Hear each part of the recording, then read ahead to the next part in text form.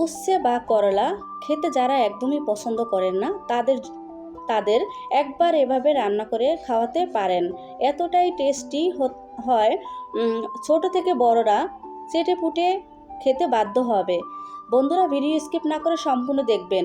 একদম টিপস সহ থাকবে কিভাবে তিতা ছাড়া উচ্ছে বা করলা রান্না করা যায়। তো চলো দেখতে থাকো। প্রথমে এখানে আমি নিয়েছি 2টা করলা। তোমরা চাইলে উচ্ছে দিয়েও করতে পারো। তো এটা আমি অফ ক্যামেরায় কেটে নেব, ভিডিও বড় হবে তাই দেখাবো না কাটা। তো এখানে আমি নিব চিংড়ি মাছ। এখানে আমার যতটুকু লাগবে পরিমাণ মতো আমি চিংড়ি মাছ নিয়েছি। আর এই রেসিপিটা চিংড়ি মাছ ছাড়াও করা যায়। বাদাম কি দিয়ে করবে তোমরা, ভুনা বাদাম আর টমেটো এগুলো একদম ব্লেন্ড করে তারপরে এটা ভুনাও করতে পারো। অনেকেই এভাবে করে, কিন্তু আমি আর একটু টেস্টি হওয়ার জন্য চিংড়ি মাছ দিয়ে করব। তো চিংড়ি মাছের এখন আমি পরিষ্কার করা তোমাদেরকে দেখিয়ে দিব। অনেক নতুন আপুরা আছে, আমার ব্যাচেলার ভাইয়ারা আছে, প্রবাসী ভাইয়ারা আছে, তারা সঠিকভাবে চিংড়ি মাছ পরিষ্কার করতে পারে না। তো আমি দেখিয়ে দেব। তো চিংড়ি মাছের কিন্তু আমি খোসা ছাড়িয়ে নিয়েছি। আপনারা চাইলে খোসা রাখতে পারেন যারা চিংড়ি মাছ পছন্দ করেন, চিংড়ি মাছ ভুনা করেন। তো চিংড়ি মাছ কিন্তু আমি পরিষ্কার করে খোসা ছাড়িয়ে এখানে আমি চিংড়ি মাছের যে পিঠ থাকে সেটা কিন্তু ছুরির সাহায্যে কেটে একটা ময়লা ভরা একটা রগ থাকে, সেই রগটা আমি কিন্তু ফেলে দিয়েছি। নতুন আপুরা এবং ব্যাচেলার ভাইয়েরা, প্রবাসী ভাইয়েরা, আপনারা লক্ষ্য করে দেখবেন, ভালো করে এইভাবে পরিষ্কার করবেন। কারণ এই চিংড়ি মাছের রগের ভিতরে অনেক ময়লা থাকে আর এটা হারাম খাওয়া। তো আমি কিন্তু আরও একটা আপনাদেরকে দেখিয়ে দেব কিভাবে চিংড়ি মাছের ভিতরে ময়লা থাকে আর কিভাবে পরিষ্কার করবেন। এই যে দেখুন, এটার ভিতরে একদম ময়লা থাকে, এই যে। তো আমি এটা ফেলে দিয়ে অফ ক্যামেরায় ভালো করে ধুয়ে পরিষ্কার করে নেব। তো দেখতে থাকো বন্ধুরা, স্কিপ করো না। আর এই করলা একদমই তিতা লাগবে না, থাকবে সেই টিপস। তো এখানে কিন্তু আমি করলাগুলো অফ ক্যামেরায় একদম চাকা চাকা করে কেটে নিয়েছি আর একটু মোটা মোটা করে। এটা এখন আমি ধুয়ে নেব। তো আমার কিন্তু ধোয়া শেষ। এবার আমি ব্লেন্ডার করে নেব সেই যে চিংড়ি মাছটি আমি বেছে নিয়েছি খোসা ছাড়িয়ে। এখন আমি দিয়ে দেবো এখানে চিংড়ি মাছগুলা, আর এখানে অ্যাড করব একটা টমেটো, তারপরে কাঁচামরিচ আর পেঁয়াজ কুচি। এখন এটা আমি অফ ক্যামেরা ব্লেন্ড করে নেব। বন্ধুরা, ভিডিওটা সম্পূর্ণ দেখার অনুরোধ রইল তোমাদের কাছে। তো আমি কিন্তু ব্লেন্ডার করা শেষ। এবার চলে যাব চুলাতে। এখানে একটা টিপস আছে বন্ধুরা, এখানে আমি গরম পানিতে দিয়ে দিলাম 1/2 টেবিল চামচ লবণ। গরম পানিটা গরম হলে এখানে আমি করলাটা দিয়ে দেব। এই করলাটা আমি একটু হালকা ভাপ দিয়ে নেব, সুন্দর একটা কালার থাকবে, একদম করলার পারফেক্ট কালারটা থাকবে। এই জন্য এখানে কোনো রকম ঢাকনা দেওয়া যাবে না, আর এখানে কোনো রকম সিদ্ধ করা যাবে না, কালারটা একদম নষ্ট হয়ে যাবে। আর এই করলাটা এভাবে একটু ভাপ দিয়ে নিলে কোনো দিনও তিতা লাগবে না। যারা করলা বা উচ্ছে খেতে ভয় লাগে তারা এভাবে করে করলা ভুনা বা ভাজি করতে পারো। তো আমার করলাটা কিন্তু একটু বলক চলে আসছে, এর বেশি আর আমি রাখবো না। আর কালারটা কিন্তু সুন্দর সবুজই রয়ে গেছে, এটা আমি নামিয়ে নেব। তো দেশ এবং দেশের বাইরে থেকে ভাইয়া অ্যান্ড আপুরা যারা আমার ভিডিওটা দেখছেন তাদেরকে অসংখ্য ধন্যবাদ। আর নতুন বন্ধুরা যারা এখনও আমার চ্যানেলটা সাবস্ক্রাইব করো না, ভিডিও দেখতে চলে আসছো, প্লিজ বন্ধুরা একটা লাইক করে দাও আর সাবস্ক্রাইব করে আমার চ্যানেলের পাশে থেকো। আমি সবসময় ঘরোয়া উপকরণ দিয়ে সহজ রেসিপি দেওয়ার চেষ্টা করি। আমার চ্যানেলে অনেক সহজ রেসিপি আছে। তো আমি কিন্তু করলাগুলো তুলে নিয়েছি। এখন এখানে একটা প্যান বসাই দিলাম, এখানে কিছুটা তেল দিয়ে নিলাম। তো এখানে আমি তেলের ভিতরে দিয়ে দেবো হলুদের গুঁড়া, আর এখানে দিয়ে দেবো 1/2 টিস্পুনের কম মরিচের গুঁড়া। এটা আমি কেন দিয়েছি সেটা তোমাদের কাছে বলবো। তেলের ভিতরে যখন আপনারা একটু হলুদের গুঁড়া আর মরিচের গুঁড়া দেবেন, যখন আপনারা ডিম ভাজেন, ডিম রান্না করার সময়, তখন এভাবে দিলে ডিমের কালারটা অনেক সুন্দর হয়। আর যদি কোনো কিছু ভাজেন এভাবে দিলে সেটার কালারটা অনেক সুন্দর হয়। তো আমি এই করলাগুলো কিন্তু সেই লবণ তো করলার ভিতরে দেওয়া আসি, ওই হলুদের গুঁড়া আর মরিচের গুঁড়ার ভিতরে দিয়ে দিলাম।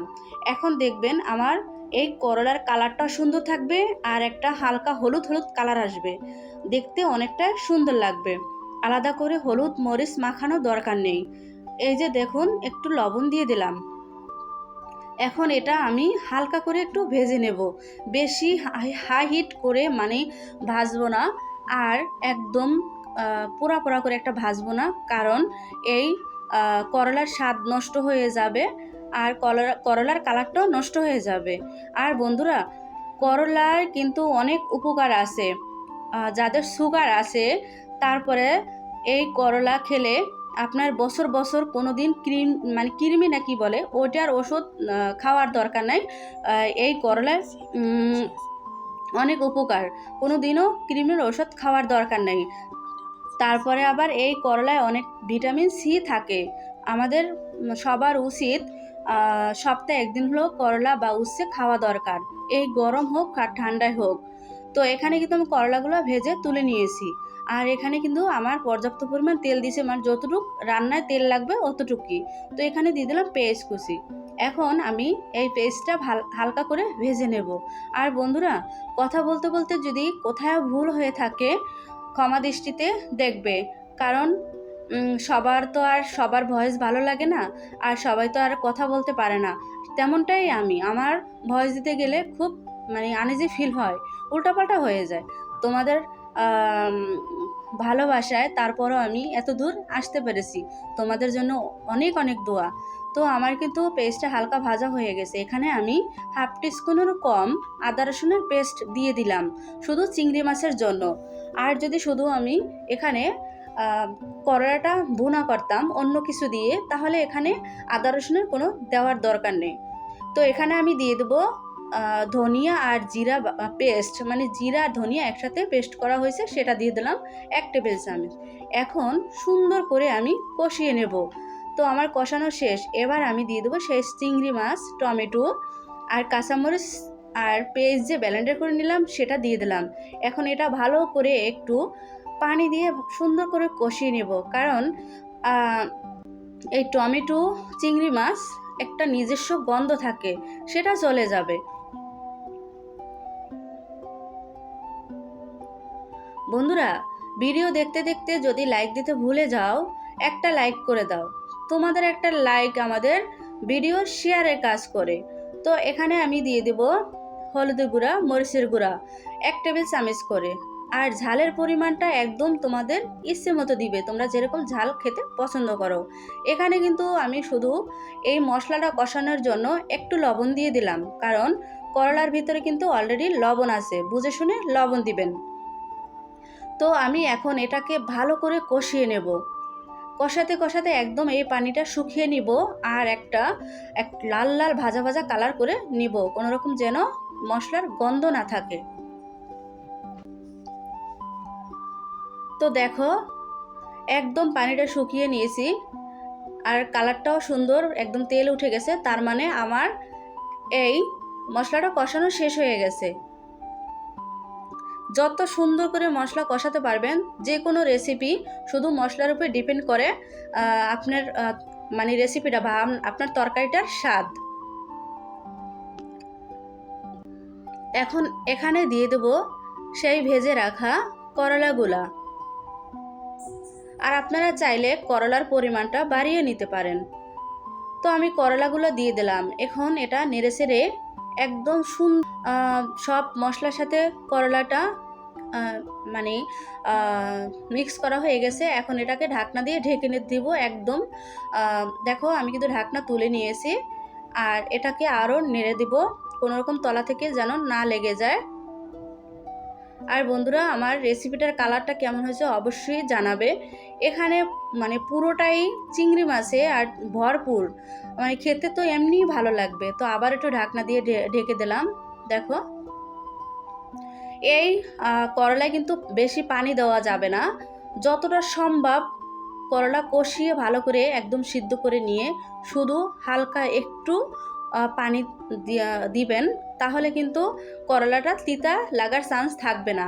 আর এই ক্ষেত্রে একটু কুসুম গরম পানি বা গরম পানি দেওয়ার চেষ্টা করবেন, ঠান্ডা পানি দিবেন না, তাহলে করলার যে একটা টেস্ট থাকে এই এত কিছু করার মানে কষানোর পরে রান্নার পরে সেই টেস্টটা চলে যাবে, আর করলা তিতা লাগবে। তো আমি কিন্তু এখানে বেশি না, অল্প একটু শুধু পানি দিয়েছি। এখন এই পানিটা দিয়ে নেড়ে ঢাকনা দিয়ে ঢেকে দেবো মাত্র 2-3 মিনিটের জন্য। তাহলে আমার রেসিপিটা হয়ে যাবে। অলরেডি প্রায় 90% হয়ে গেছে।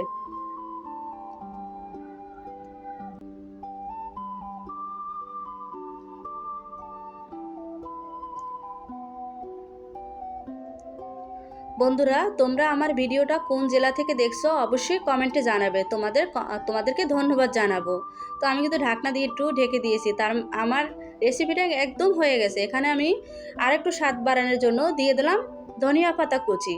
তো আমার কিন্তু রেসিপিটা একদমই হয়ে গেছে বন্ধুরা। আর আমি কিন্তু এটা আর কোনো বাটি বা বলে সার্ভ করবো না, এভাবেই থাকবে। বুঝে নিও তোমরা। তো সবাই ভালো থাকবে, সুস্থ থাকবে। আর আমার রেসিপিটা যদি কোনো অংশে তোমাদের কাছে ভালো লেগে থাকে বন্ধুরা, একটু বেশি বেশি করে শেয়ার করে দিবে। দেখা হবে নেক্সট কোনো ভিডিও নিয়ে। ওই পর্যন্ত সবাই ভালো থাকবেন আর আমার চ্যানেলের উপরে চোখ রাখবেন। আল্লাহ হাফেজ।